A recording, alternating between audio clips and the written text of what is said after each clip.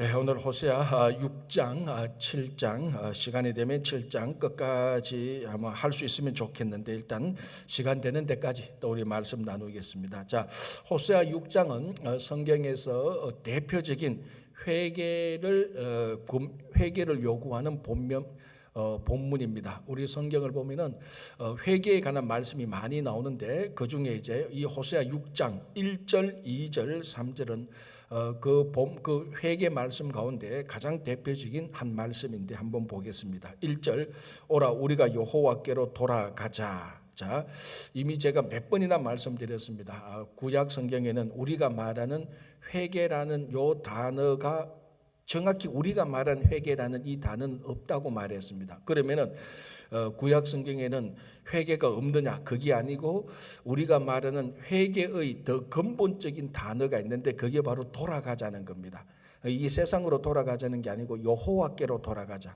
그래서 이 돌아간다는 말 히브리어로 슈브라는 말인데 이 말이 나올 때 이제 우리가 어떨 때는 돌아가자, 하나님께 회개하자, 하나님께 나가자, 그때 상황에 맞는 말로 이제 번역을 하는데 오늘 우리 말로는 여호와께로 돌아가자. 이 말에 우리 말은 우리가 하나님께 회개하자 이 말하고 똑같습니다. 자, 이제 여기서 돌아가자는 이 말이 우리가 말하는 회개라는 말하고 우리가 생각할 때 중요한 포커스가 하나 있습니다. 그건 뭐냐면은 회개라는 것은 돌아가는 행위가 일어나야 회개가 되는 겁니다. 가끔 어떤 사람들은 평생 동안 반성만 하고 후회만 해요. 그거는 오늘 호세아 선지자가 이스라엘 백성들에게 여호와께로 돌아가자는 것하고는 차이가 많이 있습니다. 자, 맨날 바보같이 아이고 내가 왜 그랬을까? 내가 그 참 잘못했구나. 아이고 내가 바보야. 아이고 두 번 다시 안 그래야지. 결단도 하고 반성도 하고 후회도 합니다. 요거는 성경이 말하는 회개가 아닙니다. 회개가 일어나는 출발점이죠. 그래서 회개라는 것은 생각이나 감정이 아닙니다. 행동입니다. 행동. 그렇다면은 우리가 정말로 지금까지 신앙생활하면서 하나님께 한 번이라도 회개했을까? 이제는 질문이 이제 여기에 대답은 이제 달라질 겁니다. 왜? 만약에 여러분들이 후회하거나 반성하거나 잘못한 것을 깨달았던 것을 회개라고 생각했다면 지금까지 하나님 앞에서 회개를 수백 번도 했을 겁니다. 그렇죠. 아니 하루에도 수십 번 더 회개하죠. 아이고 내가 그거 잘못했는데 아이고 왜 그랬을까 이 바보처럼 다음에는 안 그래야지. 그 다음 날 똑같이 아이고 또 왜 그랬을까 안 그래야지 안 그러고 했는데 셋째 날 똑같이 합니다. 한 번도 회개한 적이 없는 거예요. 그렇다면 지난 우리가 신앙생활을 수십 년 했는데 진짜 내가 하나님 앞에서 한번 회개해 봤을까? 어쩌면은 한 번도 회개 안 했을 가능성이 있는 사람도 있을 수가 있습니다. 왜? 목사님 뭘 근거로 그렇게 말합니까? 근거가 있죠. 무엇이 근거입니까? 그 사람의 행동이 근거죠. 30년 전 저지다 하던데 30년 이후에 만났는데 똑같은 미안합니다. 이런 건 나쁜 일이기 때문에 거짓이라고 말하는 거예요. 30년 전에 그런 일을 했는데 30년이 지나니까 똑같이 그런 일을 해요. 그럼 이 사람은 30년 동안 회개를 했습니까? 안 했습니까? 안 한 거예요. 30년 동안 수도 없이 후회, 반성, 결단은 했을 겁니다. 그런데 한 번도 오늘 말하는 호세아가 이스라엘 백성들에게 말하는 여호와께로 돌아가자라고 말했을 때 한 번도 안 돌아간 거예요. 그냥 생각만, 감정만 엉엉 울기만 하고 생각만, 결단만 하는 거예요. 한 번도 손과 발을 움직여서 행동이 싹 변한 적은 없는 겁니다. 그래서 오늘 우리가 여호와께로 돌아가자는 것은 우리가 세상으로 살다가 이거 다 때리치우고 세상으로 살아가는 발걸음 다 끊고 돌아서서 그래서 이걸 다른 말로 이걸 교통용어로 말하면 유턴하는 겁니다. 유턴해서 동쪽으로 가던 이 방향을 운전길을 유턴해서 서쪽으로 돌아가는 겁니다. 가는 거.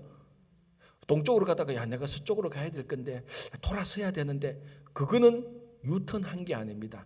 그래서 여기서 여호와께로 돌아가자라는 말은 회개가 무엇인가, 우리가 말하는 회개가 무엇인가의 본질을 말해주는 겁니다. 다시 말씀드립니다. 회개는 생각이나 감정이 아닙니다. 행동입니다. 그럼 생각이나 감정이 불필요합니까? 아니요, 필요하죠. 생각이나 감정이 행동을 하는데 출발점을 만드는 발화시키는 것이 된다는 겁니다. 그래서 여러분 그렇지 않습니까? 우리가 나쁜 일을 고치는 것은 내가 이거 잘못했구나 판단하고 두 번 다시 안 해야지 생각이나 감정에서 일어나는 것입니다. 그리고 행동으로 넘어가는 것이기 때문에 생각이나 감정은 굉장히 중요합니다. 중요하지만 이것이 회개는 아닙니다. 우리가 하나님께로 돌아가는 것입니다. 그래서 지금 생각하면 정말 우리가 이때까지 신앙생활하면서 몇 번이나 하나님께 회개했을까? 아주 조그마한 일에서부터 큰 일에 이르기까지 몇 번이나 회개했을까? 생각이나 감정은 하루에도 수십 번씩 더 후회하지만은 그거는 회개가 아니라는 것입니다. 그래서 오늘 우리가 여호와께로 돌아가자라고 단호하게 호세아 선지자가 이스라엘 백성들에게 말합니다. 자, 그러면 어떤 일이 생기느냐? 이제 그 다음에 나오죠. 여호와께서 우리를 찢으셨으나 도로 낫게 하실 것이요 우리를 치셨으나 싸매어 주실 것입니다. 자, 여호와께서 우리를 찢으셨고 우리를 치셨다라고 말합니다. 왜 우리를 찢었고 왜 우리를 쳤죠? 우리의 죄 때문에 그렇죠. 자, 우리가 잘못하고 죄를 저지르니까 하나님께서 이거 고치려고 찢거나 쳤습니다. 그러면 아픈 거예요. 아프고 난 다음에 내가 왜 이리 아픈, 내가 왜 이리 잘못했지라고 생각하고 이제 생각이나 감정이 일어난 겁니다. 이거 내가 잘못했구나. 다시 하나님께로 돌아가야지. 이게 회개죠. 그러면 하나님께서 어떻게 한다고? 도로 낫게 하실 것이요 도로 싸매어 주실 것임이라는 것이. 자, 이런 패턴은 우리가 자녀를 키울 때 똑같이 일어나는 거하고 마찬가지예요. 자, 아이가 잘못했습니다. 그러니까 아이에 대한 사랑이 없는 사람이라면 그 잘못한 것을 그대로 방임하지만은 아이를 사랑하는 부모는 반드시 아이가 잘못하면은 그거를 징계를 합니다. 물론 노티스를 계속 주죠. 너 그러면 안 된다. 그러면 나중에 벌 받는다 했는데 계속해서 반복해서 잘못하면 아이를 불러서 자, 우리 한국식으로 말할게 해초리로 때립니다. 자, 이제 그게 우리를 찢고 우리를 치는 겁니다. 왜 부모가 자녀의 종아리를 때립니까? 자녀가 잘못했으니까. 그리고 그 잘못했으니까 때리지만 근본 목적은 자녀를 올바르게 키우려고 하는 거죠. 그래서 자녀가 잘못하고 그 부모가 자녀를 때립니다. 그 때리는 것 이런 것들을 통해 심판을 통하여서 자녀가 내가 잘못했구나. 어머니 아버지 이제 두 번 다시 내가 그러지 않겠어요. 약속을 하고 너 그렇지 두 번 다시 안 해서 이제 그런 걸 딱 보고 난 다음에 하나님께서 도로 싸매어 주시고 도로 회복해 주는 겁니다. 자, 이런 일들은 저도 어릴 때 많이 당했어요. 자, 제가 잘못했어요.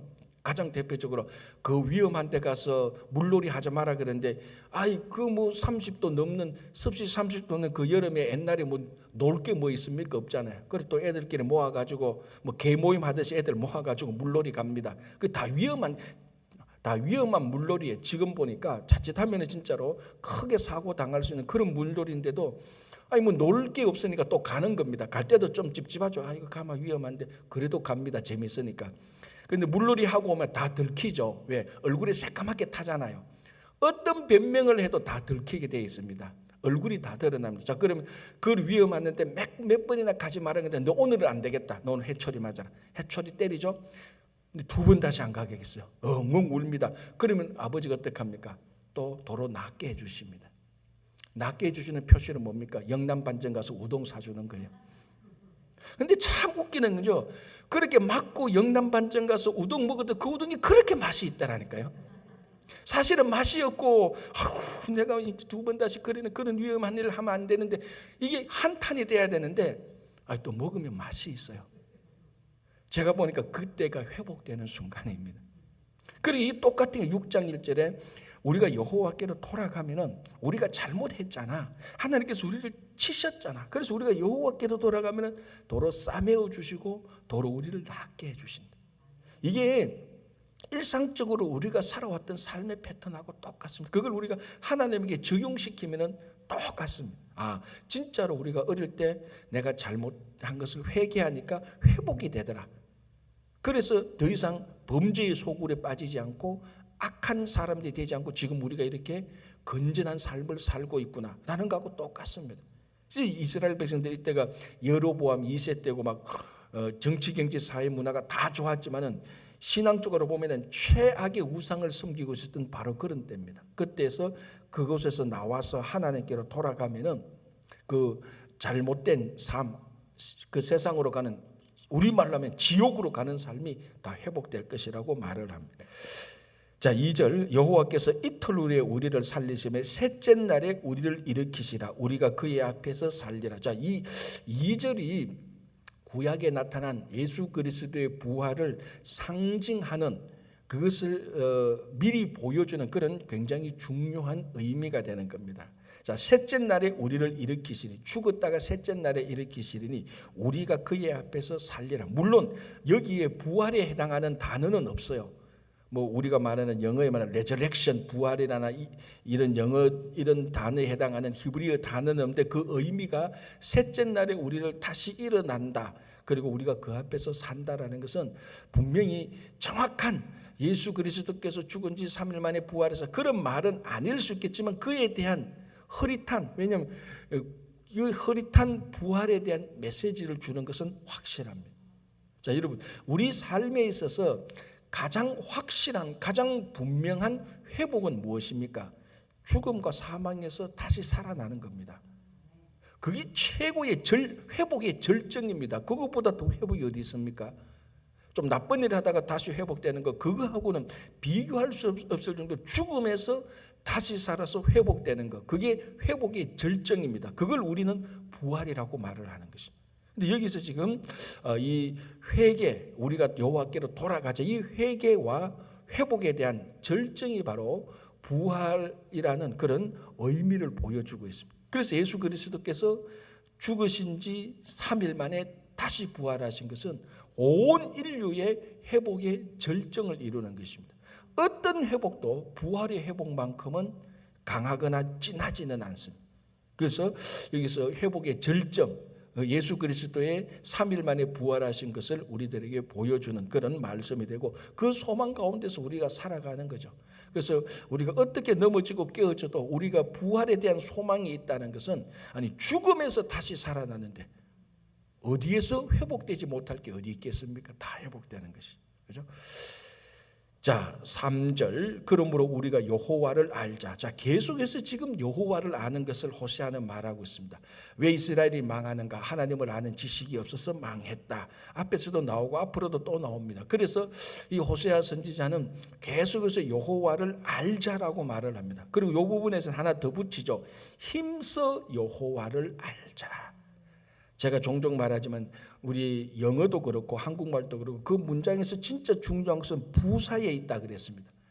그래서 부사에 힘써 여호와를 알자, 요 단어가 중요합니다. 그냥 단순히 여호와를 알자 이게 아니고, 그냥 여호와를 알자 이거하고 힘써 여호와를 알자라고 말할 때, 이 힘써 여호와를 알자는 말하고 의미가 굉장히 다릅니다. 이것을 힘써 여호와를 알자는 것은 의도적으로 내가 노력해서 목표를 가지고 여호와를 아는 겁니다.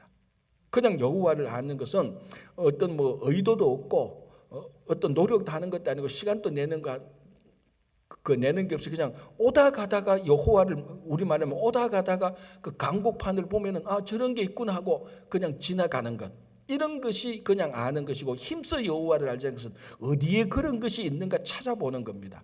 이거는 완전히 다른 것이죠. 그런데 오늘 호세아 선지자는 여호와를 알자, 힘써 여호와를 알자는 것입니다. 그래서 여기서 이 힘써 여호와를 알자는 이 말의 의미 속에는 여호와를 아는 것이 하나님 자녀의 의무라는 것입니다. 의무는 반드시 행해야 되는 것입니다. 그리고 어떤 의도를 가지고 노력을 하고 목표를 가지고 나가는 것, 그게 힘써 하는 겁니다.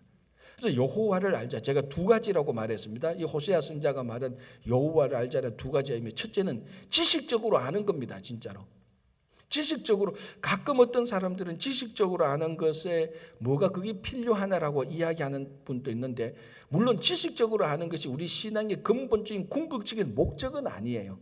그러나 지식적으로 아는 것이 없이 성숙해지지는 않습니다. 그리고 지식적으로 아는 것에서부터 시작을 합니다. 이 지식적으로 아는 것, 그러니까 우리가 흔히 말하는 성경 공부하는 것, 보통 흔히 말하는 성경 공부하는 것, 내가 신앙적으로 잘하고 싶고 내가 신앙적으로 성숙하고 싶은 마음이 속에 생기면요, 어떤 마음이 생기는가 하면은 성경을 알고 싶다는 마음이 생겨요. 내가 아직도 성경을 알고 싶다는 마음이 별로 안 생기면은 내 신앙의 성숙에 대한 갈망이 내 속에 없구나라는 거하고 똑같은 말입니다. 그러니까 여호와를 알자라고 할 때 지식적으로 아는 것을 의미하는 겁니다. 이거를 무시하면 안 돼요. 이걸 무시할 때 전부 다 이상한 신비주의로 다 가는 겁니다.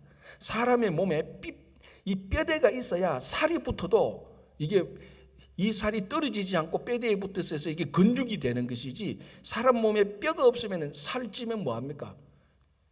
뼈대가 없이 살찌면 전부 다 지방 덩어리처럼 어떤 모양을 형성하지 못하는 거하고 마찬가지입니다. 그래서 우리 신앙에는 하나님을 아는, 지식적으로 하나님을 아는 이 뼈대가 딱 갖추어져 있어야 됩니다. 그래야 이단으로 빠지지도 않고 엇길로 빠지지 않습니다. 그럼 사람이 그 뼈만 있으면 되는가? 아니죠. 거기는 신경도 붙어야 되고 살도 붙어야 되고 근육도 붙어야 됩니다. 이제 그거에 대해서 지식적으로 아는 것에서 하나님을 이제 경험하게 되는 겁니다. 신실하게 하나님을 경험하는. 그래서 앞에서 제가 했던 겁니다. 하나님을 안다는 것은, 우리가 힘써 여호와를 알자는 것은 진짜 하나님이 어떤 분이냐, 그것을 말로 듣고 알고 배워서 알고 성경 읽고 하는 것. 두 번째는 그 하나님을 내 삶 속에서 경험하면서 함께 하는 겁니다. 그 두 가지를 똑같은 의미로 말하는 것입니다. 자, 이런 것은 그럼 가만히 있으면 되냐? 아니죠. 힘써야 되는 겁니다. 의도적으로 노력을 해야 되는 거예요. 간단하게 말하면 우리가 구원을 얻는 것은 힘써도 구원을 얻지 못합니다. 구원은 예수 그리스도를 믿는 것으로 구원이 이루어지지. 그러나 구원을 받은 성도들은 그때부터 하나님의 형상을 담기 위해서 계속해서 힘쓰는 게 있어야 되는 겁니다. 계속 힘쓰는 게 있어요. 이 두 개가 같이 균형을 잡아야 되는데, 이 두 개가 균형이 안 잡힐 때 늘 문제는 거예요. 어떤 사람은 우리가 신앙이라는 것은 내가 애써서 되는 거냐? 아니야. 하나님께서 그냥 우리 그 믿음으로 하나님께서 다 해주는 거야. 그게 바로 하나님의 은혜를 남용하는 겁니다. 그러나 또 어떤 사람은 무조건 노력만 하고 하나님의 은혜나 성령의 도우심은 필요 없이 무조건 자기 힘으로 할 때, 여기 마치 바리새인처럼 인간적인 종교로 바꾸는 그런 위험에 빠지는 것입니다. 그래서 우리가 구원을 얻고 난 다음에 하나님을 알기 위해서 우리가 애써서 노력하는 거예요. 그렇다고 해서 인간적인 노력으로 다 되는 건 아닙니다. 또 성령의 도우심이 같이 함께 해야 되는 거하고 마찬가지입니다. 그래서 힘써 여호와를 알자라고 말합니다. 자, 이제 그러면서 우리가 회개하고 하나님을 알고 하나님을 경험하게 될 때 우리 삶에 어떤 일이 생기는가 하면요, 하나님의 나타나심이 있는데, 그래 하나님이 우리와 함께 하심이죠. 그리고 우리가 다른 말로 하면 우리가 하나님을 경험하게 되는데, 그 삶이 어떤가 하면은 하나님의 나타나심은 새벽빛같이 어김없고 비와 같이 땅을 적시는 늦은 비와 같이 우리에게 임한다. 자, 새벽빛 그리고 늦은 비에 비유하고 있습니다. 자, 이 새벽은 어둠이 있으면 반드시 새벽이 옵니다. 그리고 이스라엘 기후 풍토로 봐서 늦은 비는 반드시 오도록 때가 있습니다. 그러니까 빛과 새벽빛과 늦은 비는 이스라엘 백성들에게 안 오는 게 아니고 좀 늦어질 수는 있겠지만은 반드시 오는 겁니다. 우리가 회개하고 하나님을 경험하게 될 때 하나님이 우리와 함께하는 것은, 하나님의 나타나심은 반드시 오는 겁니다. 신실하게 오는 겁니다. 자, 그리고 또 하나 중요한 것은요, 이 빛과 늦은 비입니다. 새벽빛, 늦은 비. 그래서 여기에 우리는 그냥 읽을 때 어둠이 지나가면은 새벽에 빛이 오고, 그러니까 그 여명이 밝아오고 때가 되면은 늦은 비가 와서 풍성한 수확을 거두는구나, 이렇게 우리는 좀 약간 추론할 수 있겠지만, 이 이스라엘 백성들은 빛이 오고 늦은 비가 온다는 것은 올 한 해 동안에는 우리가 풍성히 살겠구나. 왜? 빛이 있고 늦은 비가 있으면은 그 한 해는 수확을 풍성하게 거둡니다. 여기서 풍성한 수확을 거둔다라는 말이 없어도 이 사람들은 이 말 속에 담겨진 의미를 다 간파하는 겁니다. 무슨 말인가 하면은, 자, 지금 이 북이스라엘, 가나안의 절반 북이스라엘 사람들, 여로보암 2세 때 가장 큰 문제가 뭔가 하면은 이 사람들이 가나안의 풍요의 신 바알 신을 섬겼습니다.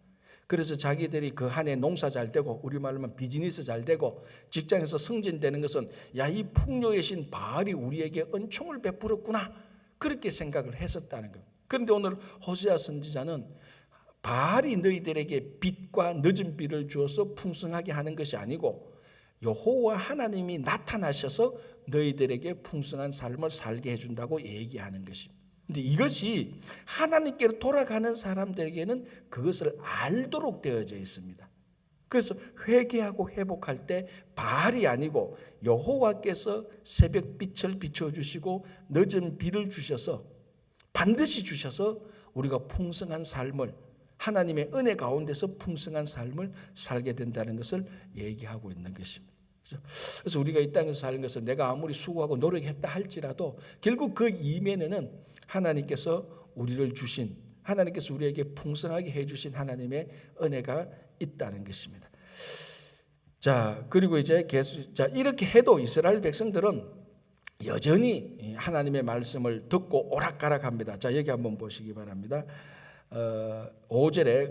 4절에 에브라임아 내가 너에게 어떻게 하라, 유다야 내가 너에게 어떻게 하라, 너희의 인애가, 이 인애 사랑이죠. 긍휼 인애, 이스라엘 백성들의 인애, 즉 이스라엘 백성들이 하나님을 사랑하는 것이 아침 구름이나 쉬 없어지는 이슬 같도다. 그런데 이스라엘 백성들이 하나님을 사랑합니까 안 합니까? 사랑하죠. 문제는 이슬과 같고 아침 구름과 같은 사랑이라는 겁니다. 살짝 사랑하는 거예요. 싹 있다가 사라지는 거예요. 자, 이거는 우리 성도들이 다 아는 겁니다. 하나님을 사랑하지 않는 크리스찬이 어디 있습니까? 다 하나님을 사랑하죠.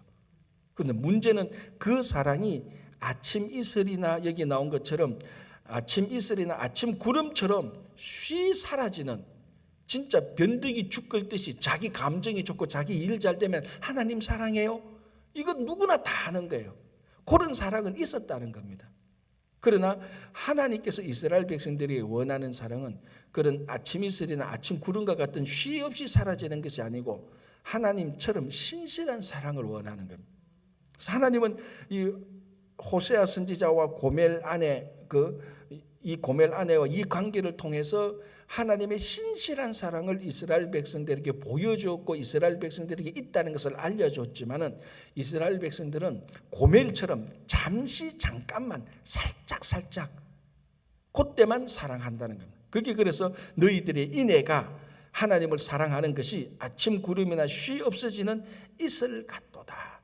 그래서 하나님의 사랑이 딱 끊어지면은 또 우상을 섬기고 하나님의 보낸 선지자를 또 자기들이 마음대로 취급하고 그러다가 또 하나님한테 징계받고, 그거 지금 4절 5절을 말하는 거예요.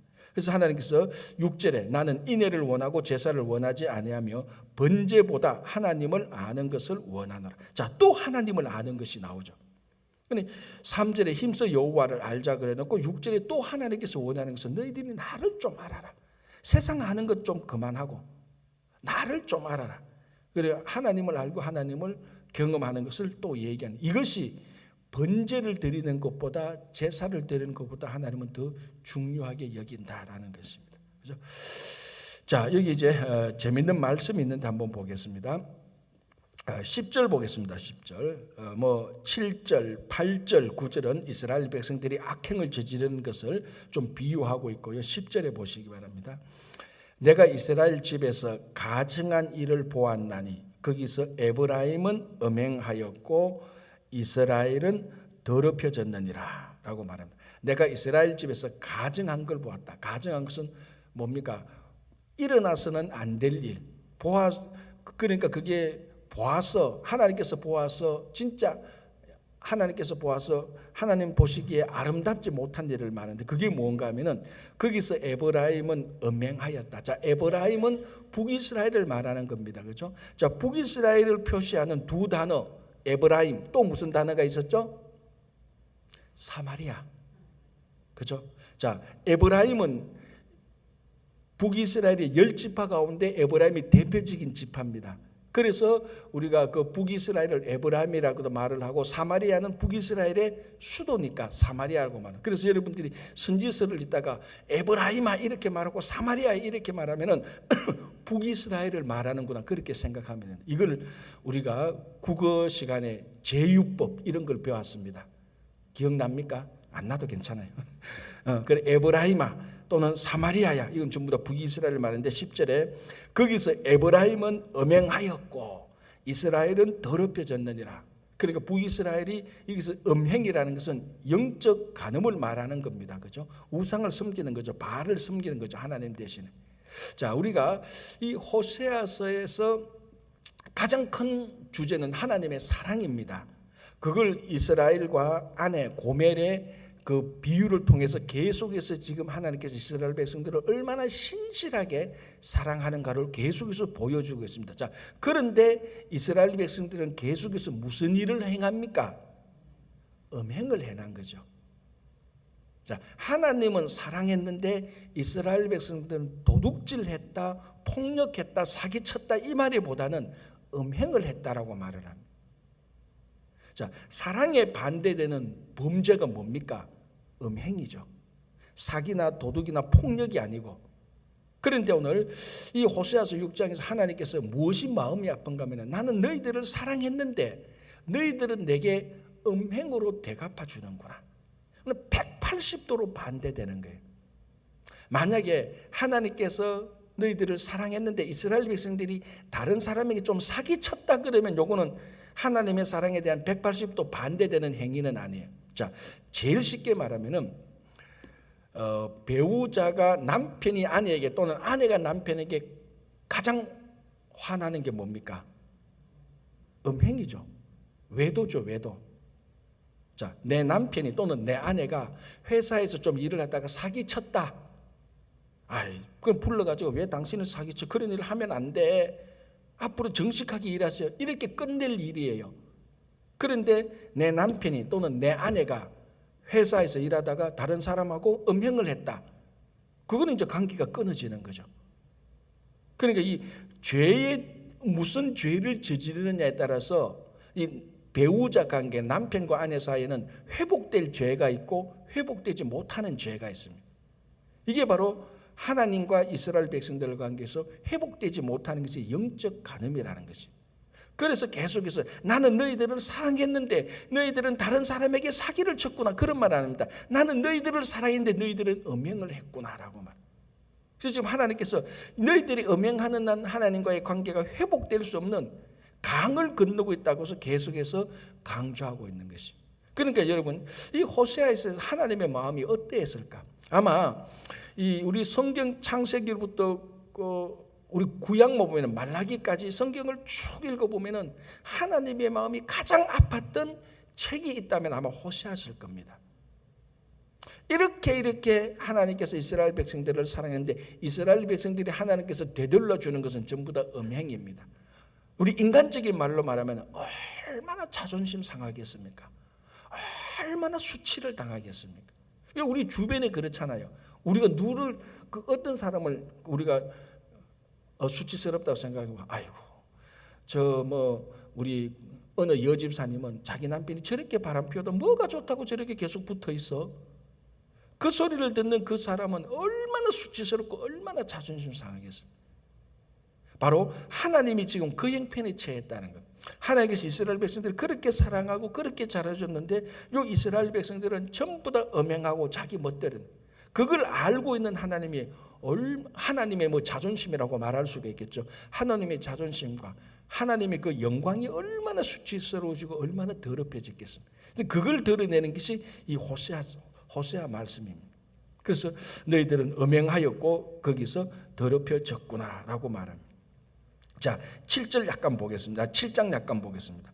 그럼에도 불구하고 하나님은 어쨌거나 호세아 선지자가 계속해서 밖으로 나가는 도망가는 고멜을 데리고 와서 좀 표현이 좀 이상하지만 이렇게 고멜을 고쳐서 자기 아내로 쓰려고 그래. 그래도 좀 사람을 고친다는 게 맞죠? 틀린 말은 아니죠.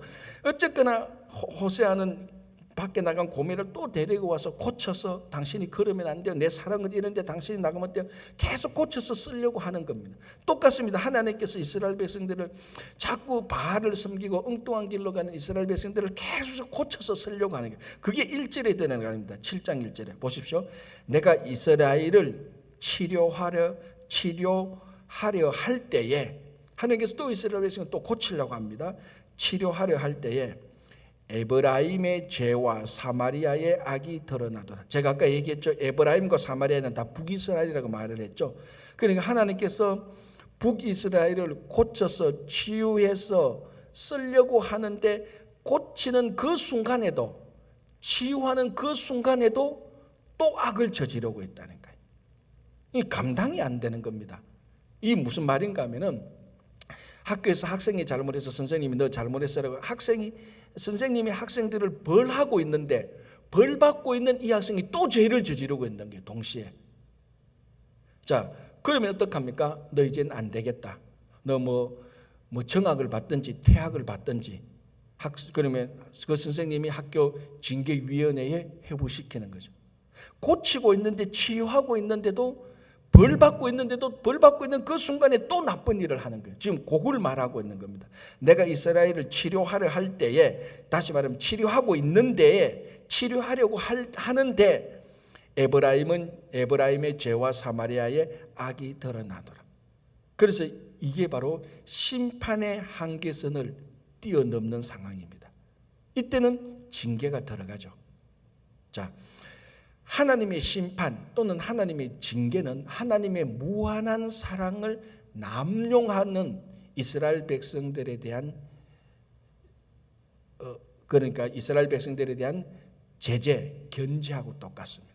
자, 사람이라는 것이 얼마나 사악한가 하면은, 야, 여기는 무한히 용서되는구나라고 말하면은 무한히 죄를 짓습니다. 그래서 하나님의 사랑이 무한하다 그러면 내가 무슨 짓을 해도 하나님은 또 나를 받아주실 거야. 그게 우리가 하나님의 사랑을 남용하는 경우입니다. 그 남용하는 경우에 마지막에는 무엇이 있습니까? 하나님의 징계가 있다는 거예요. 그래서 지금 이스라엘 백성들은 그 징계를 넘어서고 있는 겁니다. 그래서 북이스라엘이 망하는 겁니다. 아수르에게. 그러니까 하나님께서 얼마나 북이스라엘이 망하기 전에 하나님이 얼마나 북이스라엘을 사랑하고 모으고 치유하고 회복하고 건면하고 했는지 호세아서를 보면 너무나 잘 알 수 있습니다. 그래서 오늘 또 1절에 내가 너희를 치료하는데도 너희들이 악을 행하고 있구나. 이것은 바로 징계의, 하나님의 사랑의 한계선을 넘었었구나. 그러면 이제 징계가 들어가야 되는. 그래서 이 북이스라엘이 망하게 되는 것을 얘기하고 있습니다. 자, 오늘은 7장 1절까지만 하고 내일 7장 2절부터 보면서 또 계속해서 말씀을 보도록 하겠습니다. 그래서 오늘 또 우리가 혹시나 우리 안에 만성이 된 죄가 있다면 그걸 깨고 하나님께로 나아갈 때 하나님께서 우리를 받아주시는 겁니다. 오늘도 진짜로 말로만 생각이 아니라 조그만 거 하나라도 하나님께 돌아가는 행동의 회개가 일어나는 하루가 되기를 바랍니다. 기도하겠습니다. 하나님 감사합니다. 오늘도 하루를 시작하며 오라 우리가 여호와께로 돌아가자는 호세아 말씀을 들으면서 내가 매일 생각만 감정만 품었는 것은 아닌지, 정말 내가 얼마나 하나님께로 제대로 돌아갔는지 한번 되돌아보는 시간 될 수 있도록 도와주시옵소서. 아버지 하나님, 우리가 하나님께로 돌아갈 때 하나님께서 우리에게 새벽빛을 비추어 주시고 늦은 비를 주셔서 하나님 안에서 풍성한 삶을 사는 것을 우리가 고백하고 또 아버지 하나님 그 삶을 살아갈 수 있도록 도와주시옵소서.